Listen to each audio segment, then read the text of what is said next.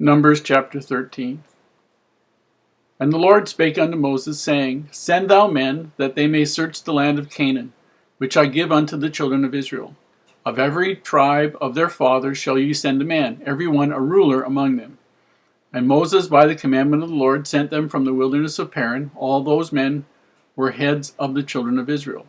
And these were their names, of the tribe of Reuben, Shammua, the son of Zaccur. Of the tribe of Simeon, Shaphat, the son of Hori.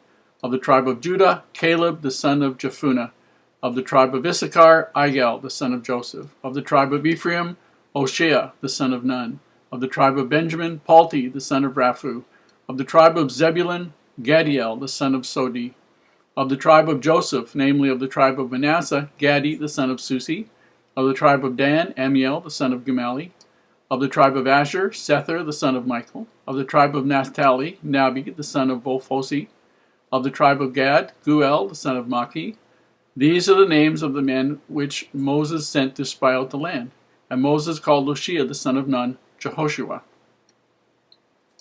And Moses sent them to spy out the land of Canaan, and said unto them, Get you up this way southward, and go up into the mountain, and see the land what it is, and the people that dwelleth therein, whether they be strong or weak, few or many, and what the land is that they dwell in, whether it be good or bad, and what cities they be that they dwell in, whether in tents or in strong holds, and what the land is, whether it be fat or lean, whether there be wood therein or not.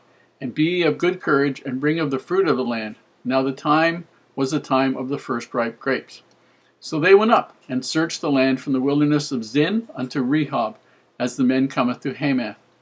And they ascended by the south, and came unto Hebron, where Ahiman, Sheshai, and Talmai, the children of Anak, were. Now Hebron was built 7 years before Zoan in Egypt. And they came unto the brook of Eshcol, and cut down from thence a branch with one cluster of grapes. And they bare it between two upon a staff, and they brought of the pomegranates and of the figs. The place was called the brook Eshcol, because of the cluster of grapes which the children of Israel cut down from thence. And they returned from searching of the land after 40 days. And they went and came to Moses and to Aaron and to all the congregation of the children of Israel unto the wilderness of Paran to Kadesh, and brought back word unto them, and unto all the congregation, and shewed them the fruit of the land. And they told him, and said, We came unto the land whither thou sentest us, and surely it floweth with milk and honey, and this is the fruit of it.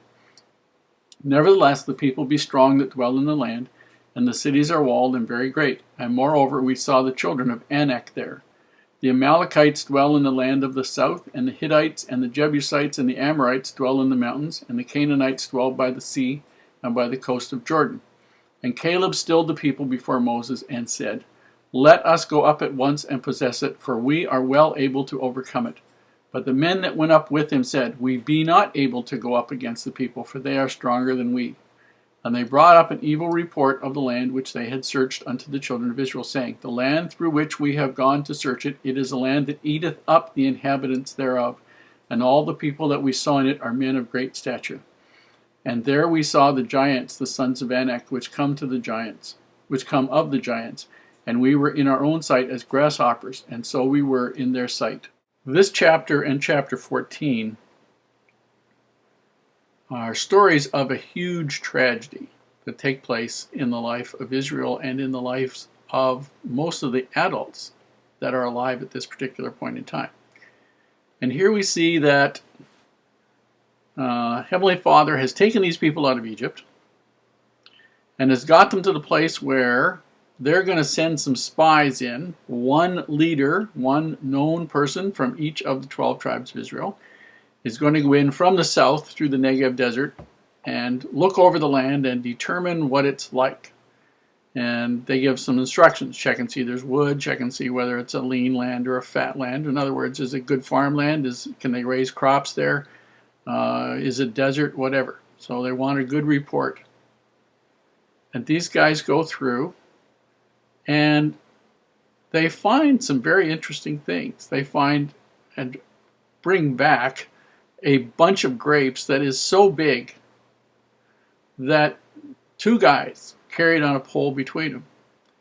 Now, just as an aside, that always sounded kind of weird to me, but in fact, in the old days, there were bunches of grapes. There was a variety of grapes that was literally that big. And I can't remember any named variety, but I do remember hearing it described in some reading that I did, and I can't find the reference to it now, but I'll see if I can find it. And they brought back pomegranates, and they brought back the story of what it was like. And when they get back there, they have the opportunity to talk in front of all the people and give their report. Now, before you get to the report, you got to remember what these people went through, who told them to go into the land, and what the promises were. They were told that they would go into the promised land. These people had been brought out of Egypt. All of them had seen the plagues that all the Egyptians went through, but that none of them suffered. All of them had seen all the firstborn of Egypt die, and none of the firstborn who followed the Lord and put the blood on the doorpost died. These people had wandered in the wilderness, got to the shore of the Red Sea, been boxed in by the biggest army on the face of the earth, the army of the Egyptians, had crossed the Red Sea on dry ground between towering walls of water, got to the other side, seen Pharaoh's army try to chase them across the same thing, to see the walls of water collapse in and kill Pharaoh's army. They had been fed daily by the manna. They were getting water because Moses struck a solid rock, and water for all of them is coming out of the rock. They had seen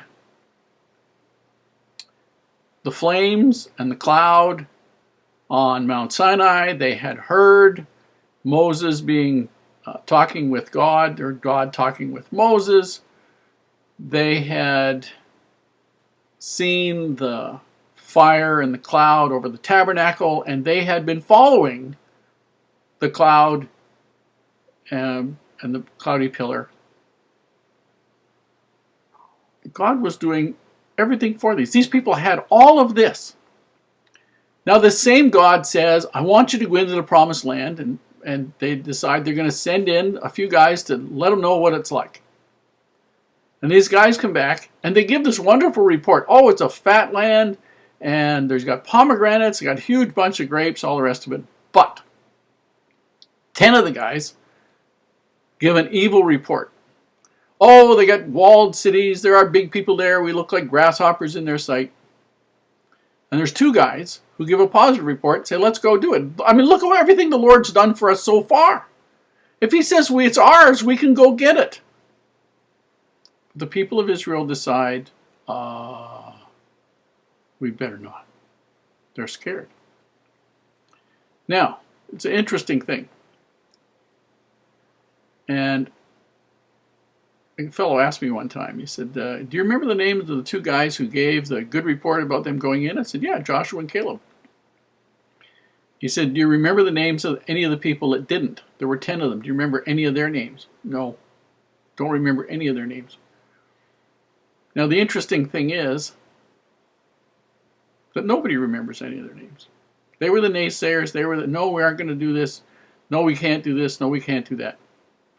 And sometimes there's a great deal to be said for being cautious. But at other times where you have had the obvious power of God assisting you, being overly cautious is the dumbest of all things. And in this particular case, this was a national disaster for the children of Israel.